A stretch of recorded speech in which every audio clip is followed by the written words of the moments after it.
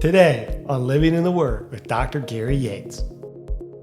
This story is really about the theological significance of the defeat of Satan and the powers of Satan that take place through this story, and that's connected to this idea that Jesus is bringing the new Exodus deliverance.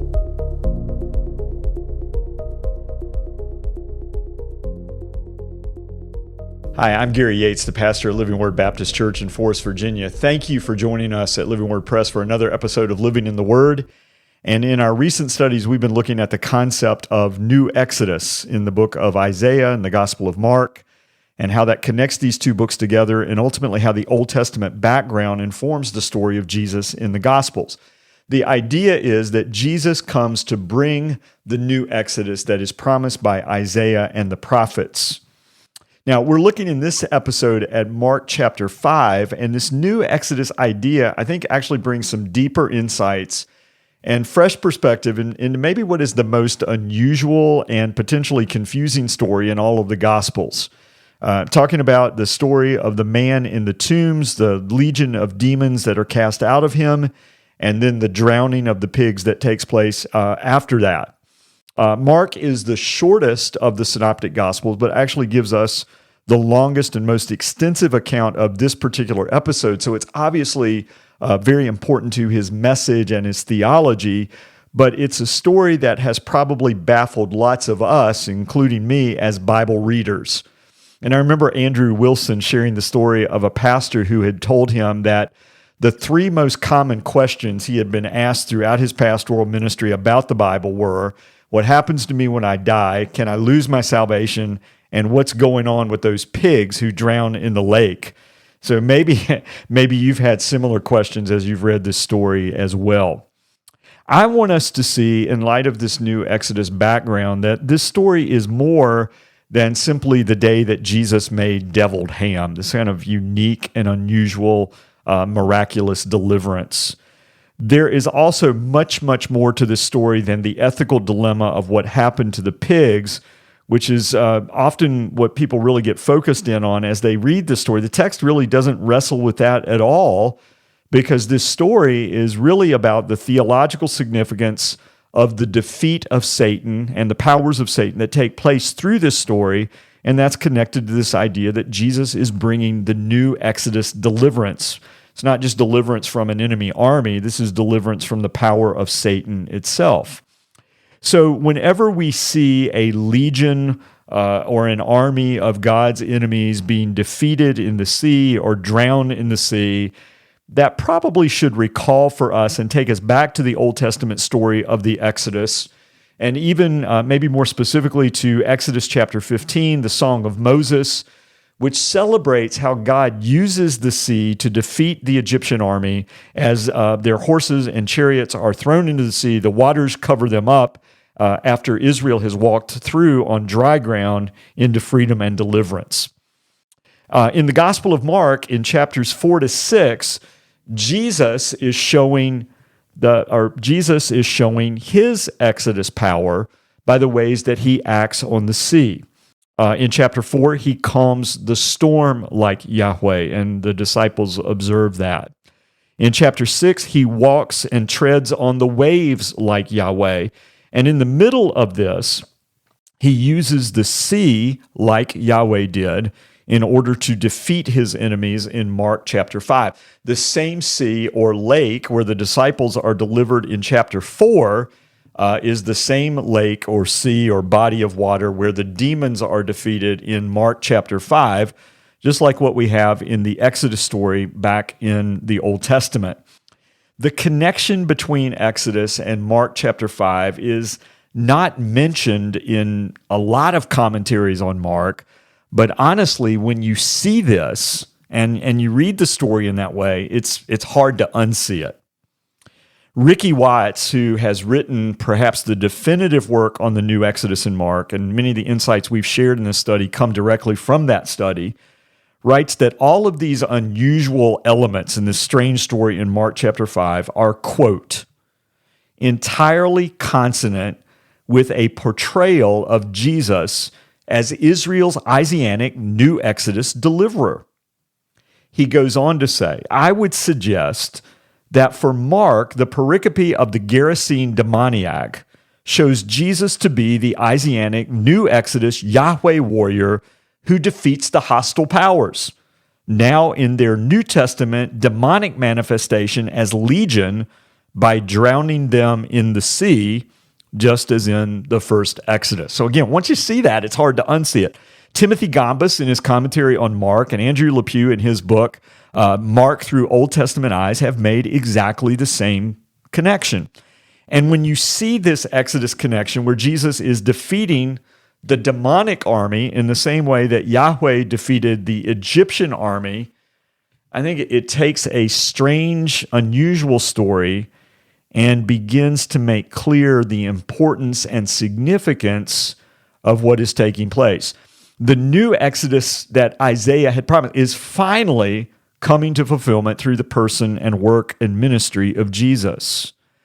Now, in the Gospel of Mark, whenever we have this Exodus background, we also often have specific connections with the book of Isaiah, and the prophecy of Isaiah.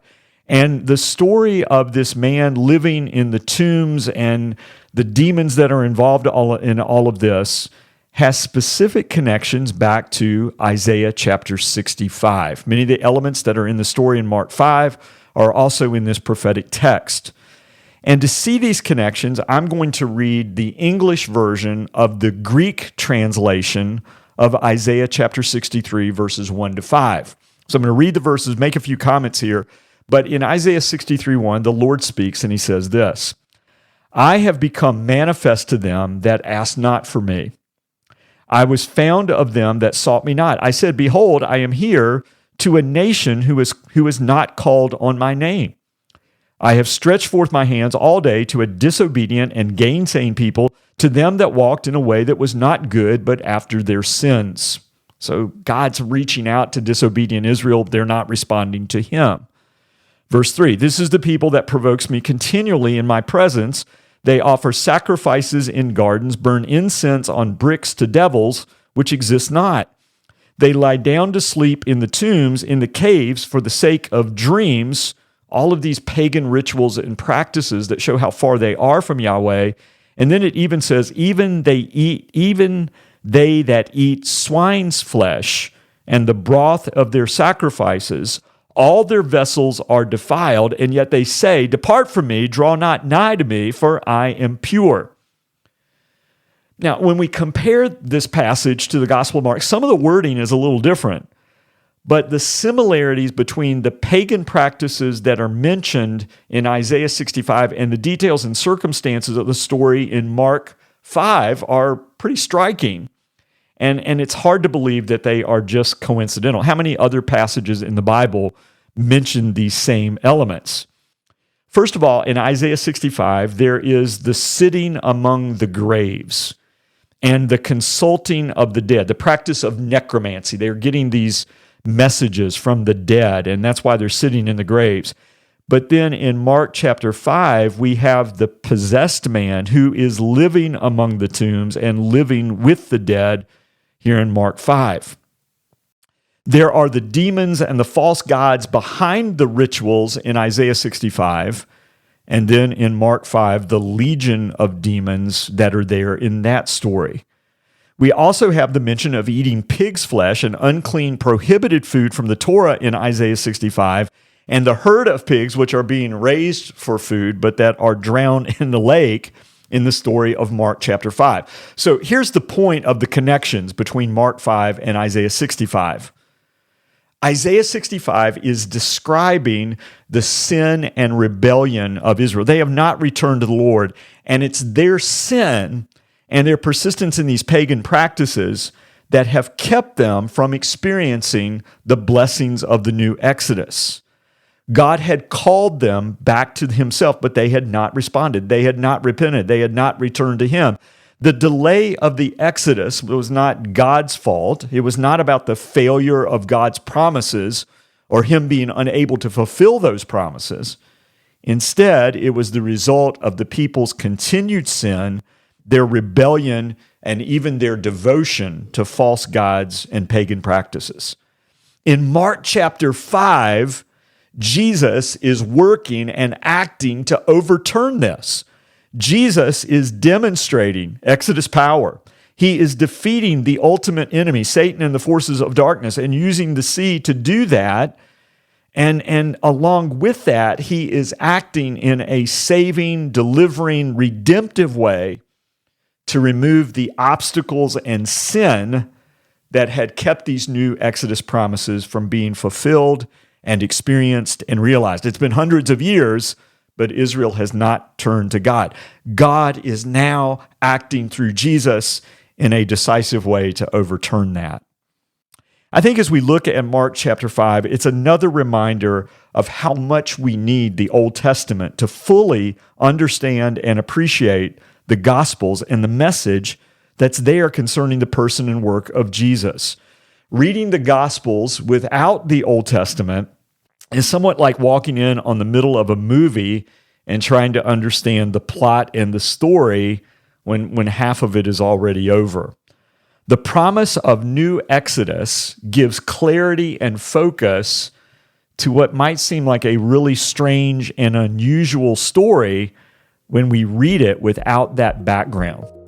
Our next episode will discuss Mark chapter 5 and the new Exodus features of this story in a little more detail. Thank you for joining us at Living Word Press, and we hope that these studies are a blessing and encouragement to you. God bless.